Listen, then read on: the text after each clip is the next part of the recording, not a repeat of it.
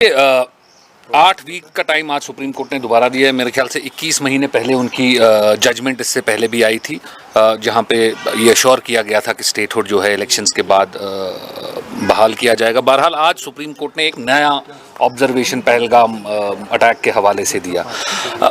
सोचने की बात यह है कि इस देश में जहां 140 करोड़ लोग रहते हैं, क्या 140 करोड़ लोगों की डेमोक्रेटिक राइट्स जो हैं या जो उनकी कॉन्स्टिट्यूशनल गारंटीज हैं, जो उनकी कॉन्स्टिट्यूशनल अहमियत है, क्या ये कोई टेररिस्ट अटैक डिसाइड करेगा? चाहे वो बॉम्बे में होता है, J&K में होता है, या पठानकोट में होता है, या किसी और स्टेट के अंदर होता है, उसके ऊपर डिसाइड होगा कि उस स्टेट के या उस यूनियन टेरिटरी के जो लोग हैं उनके साथ किस तरीके से सलूक पेश किया जाएगा। फिर तो हमारे जो इंस्टीट्यूशंस हैं, हमारी जो डेमोक्रेटिक स्ट्रक्चर है, जो हमारा डेमोक्रेटिक सेटअप है, इसकी बागडोर तो मुझे लग रहा है किसी और के हाथ में है कि वो कहीं अटैक कर देंगे और हम हमारे लोगों को उसकी सज़ा देंगे, हम हमारे लोगों को उनके हकूक़, जो उनके राइट्स हैं, उनसे दूर करेंगे, उनको उनसे वंचित रखेंगे। तो ये जो एक नया ऑब्जर्वेशन है, मैं समझता हूँ कि अपने आप में एक सवाल खड़ा करता है। और जहाँ तक जम्मू कश्मीर की बात है, मैं समझता हूँ स्टेटहुड एक बड़ी बेसिक चीज़ है, जो 370 और 35A के एब्रोगेशन के बाद जो बुनियाद था जम्मू कश्मीर और यूनियन ऑफ इंडिया के बीच में एक्सेशन का, स्टेटहुड यहाँ के लोगों का एतमाद, उनका भरोसा जीतने की एक पहली और बड़ी बुनियादी सी पहल थी। अगर गवर्नमेंट ऑफ इंडिया को स्टेटहुड देने में भी आप देखिए किसी टेररिस्ट अटैक और सिचुएशन का हवाला देना पड़ रहा है, तो ये इस चीज़ को दिखाता है कि आज भी डेमोक्रेटिक इंडिया के अंदर, आज भी यूनियन गवर्नमेंट को जम्मू कश्मीर के लोगों के ऊपर भरोसा करने के अंदर 1000 बार सोचना पड़ रहा है। और ये गलती जम्मू कश्मीर के लोगों की नहीं है। बार बार शुरू में जब NIA की जांच हुई तो उनमें कुछ कश्मीरी लोगों का नाम आया, फिर उसके बाद जब जांच मुकम्मल हुई तो NIA ने बोला कि किसी भी जम्मू कश्मीर के नागरिक का इस अटैक के साथ कोई लेना देना नहीं है, और ये दूसरे मुल्क से, बॉर्डर के उस पार से जो लोग आए थे उनका हुआ। तो फिर जम्मू कश्मीर के लोगों को किस लिए बार बार सज़ा दी जा रही है? उनके ऊपर बार बार, उनके कैरेक्टर के ऊपर या उनके कन्विक्शन के ऊपर क्यों बार बार सवाल उठाया जा रहा है? मैं समझता हूँ कि एक बड़ा हिस्टोरिक और ऐतिहासिक मोमेंट है देश के लिए भी और देश के इंस्टीट्यूशंस के लिए भी, ये डिसाइड करना कि हम किसके कहने पे चल रहे हैं या किन के इंटेंशंस में हमारा देश चलेगा, और हमारे देश के लोगों का भरोसा जो है, क्या वो कोई गैर मुल्क या उन गैर मुल्क में जो लोग कोई शरपसंद लोग हैं, जिनको जो पीस के साथ नहीं है, क्या वो डिसाइड करेंगे कि हमारे देश के अंदर क्या होगा? तो ये हमारे खदशात है। मैं समझता हूँ कि सुप्रीम कोर्ट को शायद इस चीज़ का जायज़ा लेना चाहिए।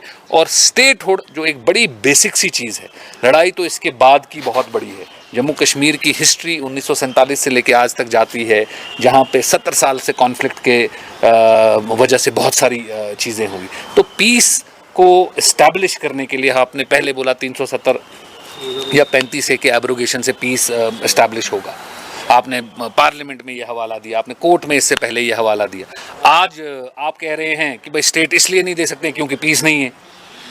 आप अपनी ही बात को कॉन्ट्रडिक्ट कर रहे हैं। एक बार बोलते हैं जी स्टोन पेल्टिंग कम हो गई, दहशतगर्दी कम हो गई, प्रोटेस्ट कम हो गए, दूसरी बार बोलते हैं जी एक बार पहलगाम में अटैक हो गया इसलिए जी हालात कंट्रोल में नहीं है तो हम कुछ कर नहीं सकते। तो एक बार गवर्नमेंट ऑफ इंडिया को पहले जम्मू कश्मीर की पॉलिसी के हवाले से अपना इंटेंशन जो है वो क्लियर करना चाहिए, और उसके बाद कोई हलफनामा जो है वो सुप्रीम कोर्ट में देना चाहिए, और सुप्रीम कोर्ट को भी इस चीज़ का जायज़ा लेना चाहिए कि हमारा देश हमारे लोगों की डेमोक्रेटिक राइट्स और उनकी विशेस के हिसाब से चलना चाहिए। कोई गैर मुल्क की मदाखलत के हिसाब से हमारे देश के लोगों का हक नहीं छीना जाना चाहिए, और उसके हिसाब से ये मुल्क नहीं चलना चाहिए। महबूबा मुफ्ती ने कहा कि जो SC ने रेफरेंस दिया है पहलगाम अटैक का, तो इससे ये पता चलता है गवर्नमेंट ऑफ इंडिया का जो कॉन्फिडेंस है रीजन की स्टेबिलिटी में, वो कहीं डगमगा गया है। जी, जैसा मैंने बताया, जैसा महबूबा जी ने अपने ट्वीट के जरिए भी बताया कि आप बता रहे हैं जी एक अटैक हो गया। अटैक तो इससे पहले बहुत बड़े बड़े अटैक, बॉम्बे में भी अटैक हुआ, ताज होटल के अंदर सैकड़ों लोगों ने अपनी जान वहाँ पे गंवाई। पठानकोट में हमला हुआ, वहाँ पे हमारे सैनिक शहीद हुए। तो सिर्फ जम्मू कश्मीर के साथ ये दोहरा व्यवहार क्यों है? क्या आपने महाराष्ट्र को UT बनाया? इतने बड़े हमले के बाद? क्या आपने पंजाब को यूटी बनाया इतने बड़े हमले के बाद? यहाँ पे छत्तीसगढ़ में, झारखंड के अंदर हर महीने हम सुनते हैं कि कोई ना कोई नक्सली हमला हो गया और हमारे जवान शहीद होते। क्या आपने उनको यूनियन टेरिटरी में कन्वर्ट किया? नहीं किया। हम नॉर्थ ईस्ट में देख रहे हैं पिछले 1-1.5 साल से फसाद चल रहा है।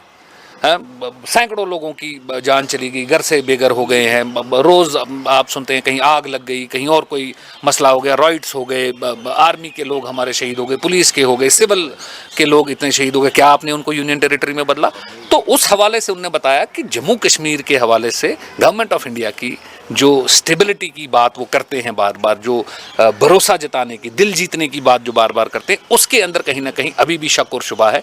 तभी वो बार बार किसी न किसी हमले का हवाला लेकर लोगों को उनके डेमोक्रेटिक राइट से दूर रखने की कोशिश कर रहे हैं। तभी हम बोलते हैं बार बार कि जम्मू कश्मीर के अंदर पीस अचीव करने के लिए हमारे को यहाँ के लोगों के साथ, तमाम स्टेक होल्डर्स के साथ उनका कॉन्फिडेंस जीतने की ज़रूरत है, उनसे बातचीत करने की ज़रूरत है।